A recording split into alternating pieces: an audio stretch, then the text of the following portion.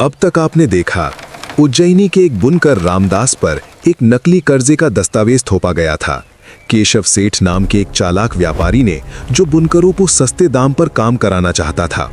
रामदास की बेटी सुमी उस दस्तावेज का एक अहम सुराग लेकर निकली। एक गिरा हुआ कागज जिस पर लिखा था कि मुहर नई लगाई गई है। राजा विक्रमादित्य से उसकी मुलाकात बाजार में हुई और वे उसे दरबार तक ले गए। दरबार में मुंशी टूट गया। सच सामने आया। केशव सेठ दोषी ठहरा और रामदास बरी हो गए। पर रात को सुमी के मन में 3 सवाल उठे। वो कागज जानबूझकर गिराया गया था या लापरवाही से? मुंशी इतनी जल्दी क्यों टूटा? और केशव सेठ के पीछे कोई और बड़ा खिलाड़ी तो नहीं? अब आगे की कथा। अगली सुबह सुमी की नींद उस शोर से खुली जो रामदास के घर के बाहर से आ रहा था। किसी ने दरवाजा खटखटाया नहीं था, बस एक पत्थर फेंका गया था जिस पर कपड़े में लिपटा एक छोटा सा कागज बंधा था। पड़ोसी बच्चे ने उठाकर दे दिया। रामदास ने खोला, पढ़ा और उनका चेहरा पल भर के लिए सफेद हो गया। कागज पर लिखा था, सच बोलने की कीमत अभी बाकी है। रामदास ने कागज तुरंत छुपाने की कोशिश की, पर सुमी ने देख लिया था। उसने पिता के हाथ से कागज लिया, पढ़ा और एक लंबी सांस ली।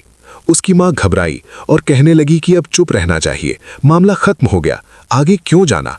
पर सुमी ने कहा कि मामला खत्म नहीं हुआ। केशव सेठ को सजा मिली, पर जिसने उसे ये सब करने की हिम्मत दी वो अभी भी कहीं है। रामदास ने बेटी को देखा। उनकी आंखों में गर्व था, पर डर भी था। वो डर जो हर बाप को अपनी बच्ची की बेबाकी पर आता है। सुमी उस सुबह फिर निकल पड़ी। इस बार उसका इरादा साफ था। वो सीधे दरबार नहीं जा सकती थी।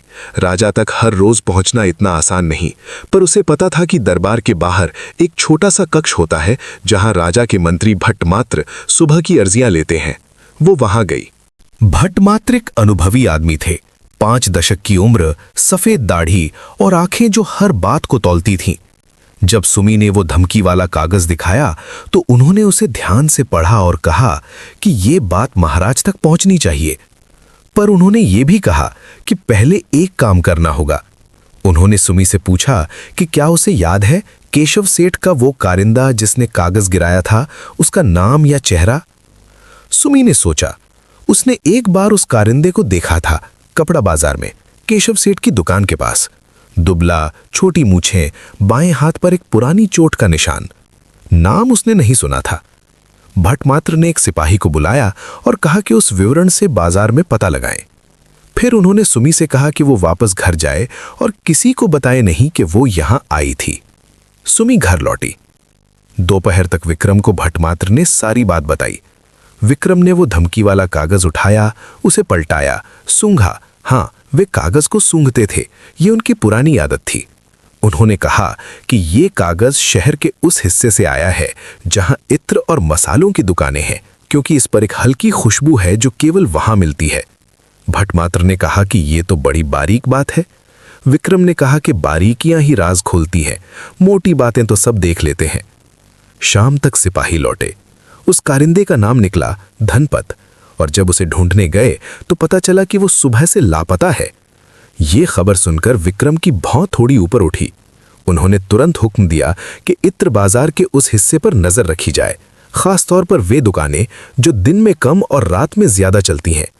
उस रात विक्रम खुद निकले, फिर वही सादा भेष। इत्र बाजार की तंग गलियां रात में एक अलग रंग लेती थीं। दिन में यहां खुशबुओं का मेला होता था, पर रात को इन गलियों में बस कुछ मध्यम दीपक जलते थे और छाया में हलचल होती थी। विक्रम एक गली के मोड़ पर रुके। वहां से एक पुरानी हवेली दिखती थी जिसका दरवाजा बंद था, पर भीतर से रोशनी आ रही थी। उन्होंने एक स्थानीय बच्चे से पूछा, जो रात को फल बेचता था, कि यह हवेली किसकी है। बच्चे ने बताया कि ये सेठ माणकचंद की है, पर वे बाहर से बड़े कम दिखते हैं। माणकचंद, ये नाम विक्रम के लिए नया नहीं था। माणकचंद शहर के सबसे पुराने व्यापारियों में से एक था। शांत, विनम्र, हर धार्मिक आयोजन में दान देने वाला। दरबार में उसकी छवि साफ थी, पर विक्रम जानते थे कि साफ छवि और साफ नीयत हमेशा एक नहीं होती। वे हवेली के पास गए। भीतर से आवाजें आ रही थीं, धीमी पर तीखी। एक आवाज परिचित थी, केशव सेठ की, पर उसे तो शहर से बाहर होना चाहिए था। विक्रम रुक गए। उन्होंने वापस जाकर 2 विश्वस्त सिपाहियों को बुलाया और कहा कि हवेली को घेरें। पर भीतर न जाएं जब तक वे न कहें। फिर विक्रम ने खुद दरवाजा खटखटाया। एक नौकर ने खोला। विक्रम ने कहा कि माणकचंद से मिलना है, एक जरूरी व्यापारिक बात है। नौकर ने रोकने की कोशिश की, पर जब विक्रम ने एक खास मुद्रा दिखाई, राजमुद्रा, जो उन्होंने आस्तीन में छुपाई थी, तो नौकर हट गया। भीतर एक बड़े कमरे में माणकचंद बैठा था और उसके सामने थे केशव सेठ, धनपत और एक और आदमी जिसे विक्रम पहचानते नहीं थे। जब माणकचंद ने विक्रम को देखा तो उसका चेहरा एक पल के लिए जम गया। फिर उसने बहुत तेजी से मुस्कुराकर कहा कि महाराज, ये तो अप्रत्याशित सम्मान है। विक्रम ने कमरे में बैठे सभी को देखा और शांत आवाज में कहा कि उन्हें पता है कि यहाँ क्या हो रहा है, इसलिए नाटक की जरूरत नहीं। केशव सेठ ने कहा कि वो तो बस माणिकचंद से मिलने आया था, शहर छोड़ने से पहले। विक्रम ने कहा कि शहर छोड़ने का हुक्म कल से लागू था और वो अभी यहाँ है, ये अपने आप में एक जुर्म है। माणिकचंद ने बीच में कहा कि ये सब एक गलतफहमी है। विक्रम ने पूछा कि धमकी वाला कागज भी गलतफहमी थी और धनपत का गायब होना भी। कमरे में सन्नाटा छा गया। धनपत, जो अब तक कोने में दुबका बैठा था, अचानक उठा और भागने की कोशिश की, पर दरवाजे पर सिपाही थे, उसे पकड़ लिया गया। माणिकचंद ने एक लंबी सांस ली। विक्रम ने बैठकर कहा कि वो सब बताए शुरू से, और ये भी बताए कि केशव सेठ के पीछे असल में उसी का हाथ क्यों था। माणिकचंद धीरे धीरे बोला।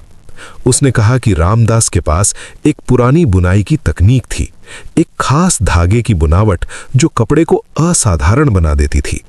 राजधानी के बाहर के कुछ बड़े व्यापारी उस तकनीक को खरीदना चाहते थे, बड़े दाम पर रामदास ने कभी बेचने से इनकार किया। उन्होंने कहा कि ये उनके पुरखों की विरासत है, बिकाऊ नहीं। माणिकचंद ने सोचा कि अगर रामदास पर इतना कर्जा दिखा दो कि वे टूट जाएं, तो वे खुद आकर तकनीक बेच देंगे। केशव सेठ उसका मोहरा था, पर सुमी ने वो कागज उठा लिया और पूरी योजना उलट गई। विक्रम ने पूछा कि वे बाहरी व्यापारी कौन थे। माणकचंद ने एक नाम लिया और उस नाम ने विक्रम की आंखों में एक नई चमक ला दी। ये नाम उज्जैनी का नहीं था।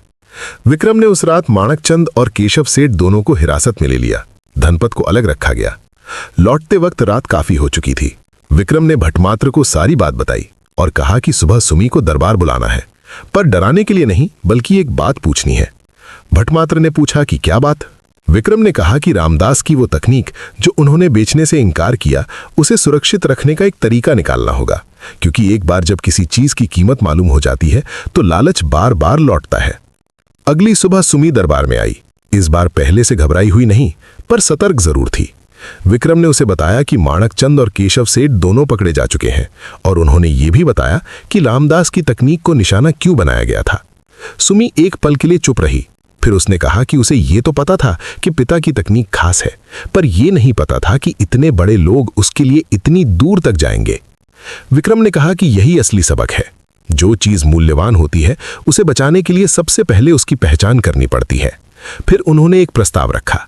उन्होंने कहा कि रामदास की तकनीक को राजकीय संरक्षण दिया जाए, मतलब ये कि उनकी बुनावट को राज्य के नाम से दर्ज किया जाए, ताकि कोई उसे चुरा ना सके। रामदास अपना काम करते रहें, पर अब उनके पीछे राज्य की ताकत होगी। सुमी ने कहा कि वो घर जाकर पिता को बताएगी। विक्रम ने कहा कि ठीक है, पर यह भी बताना कि यह फैसला उनकी बेटी की हिम्मत की वजह से हुआ। सुमी चली गई। दोपहर में जब भटमात्र ने कहा कि माणकचंद के पीछे जब बाहरी व्यापारी था, उसकी जांच कहां तक पहुंची, तो विक्रम के चेहरे पर एक गंभीरता आई। उन्होंने कहा कि वो बाहरी व्यापारी अकेला नहीं है, उसके तार कहीं और भी जुड़े हैं, और वे तार उज्जैनी से बाहर जाते हैं। भटमात्र ने पूछा कि कहां तक।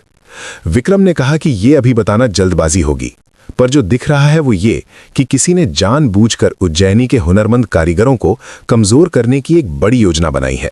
रामदास तो बस एक शुरुआत थी। वो रात विक्रम के लिए शांत नहीं थी। उन्होंने अपने कक्ष में बैठकर उस बाहरी व्यापारी के नाम को एक कागज पर लिखा, उसके नीचे कुछ और नाम लिखे और उन सब के बीच एक रेखा खींची। रेखा एक जगह जाकर रुकती थी। वो जगह उज्जैनी की सीमा के बाहर थी। पर उससे भी बड़ा सवाल यह था कि इस पूरी योजना में कोई भीतरी आदमी भी था, कोई जो दरबार के करीब था, जिसे पता था कि रामदास का मामला कब और कहां सुना जाएगा, ताकि समय रहते धमकी भेजी जा सके। वो भीतरी आदमी अभी तक पहचाना नहीं गया था। क्या माणकचंद ने सारा सच बोला था, या उसने सबसे जरूरी नाम छुपा लिया? वो बाहरी व्यापारी किस बड़े मकसद के लिए उज्जैनी के कारीगरों को तोड़ना चाहता था, और दरबार के भीतर बैठा वो गद्दार कौन था जिसकी छाया अभी तक अंधेरे में थी। उत्तर मिलेगा तीसरे अध्याय में।